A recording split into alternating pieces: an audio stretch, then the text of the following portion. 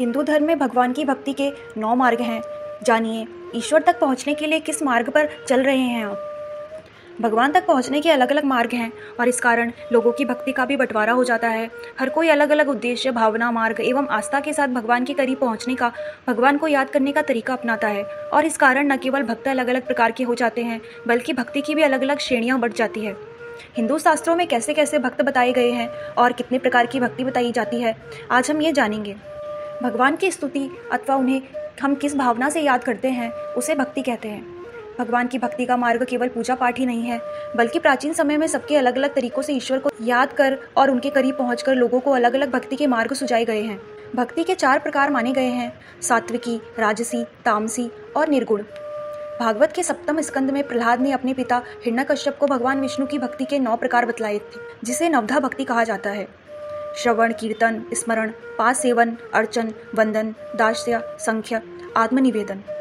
पहली भक्ति है श्रवण, जिसका अर्थ है कि भगवान की कथा और महत्व को पूरी श्रद्धा से सुनना। दूसरी भक्ति का माध्यम है कीर्तन, भगवान के अनंत गुणों का गुणगान करते हुए कीर्तन करना। तीसरी भक्ति का माध्यम है स्मरण, जिसका अर्थ है सदैव प्रभु का स्मरण करना, उन्हें याद करना। चौथा है पाद सेवन, जिसका अर्थ है प्रभु के चरणों में स्वयं को अर्पण कर देना, उनकी सेवा करना। पांचवी भक्ति का मार्ग है अर्चन, जिसमें पवित्र सामग्रियों से प्रभु का पूजा पाठ करना। छठा मार्ग है वंदन, जिसका अर्थ है 8 पहर ईश्वर की वंदना करना। 7वां मार्ग है दास्य, जिसका अर्थ है भगवान को स्वामी और स्वयं को उनका दास समझना। 8वां मार्ग है संख्य, जिसका अर्थ है ईश्वर को ही अपना सर्वोच्च और प्रिय मित्र समझना। 9वां मार्ग है आत्मनिवेदन, जिसका अर्थ है अपनी स्वतंत्रता को त्याग कर स्वयं को पूरी तरह ईश्वर को समर्पित कर देना। इन 9 में से प्रहलाद ने श्रवण, कीर्तन और स्मरण को श्रेष्ठ बताया है और श्रवण को सर्वश्रेष्ठ। इतिहास में अलग अलग युगों में अलग अलग ऐसे भक्त हुए हैं जिन्होंने इनमें से अलग अलग मार्ग पर चलकर ईश्वर को प्राप्त किया है।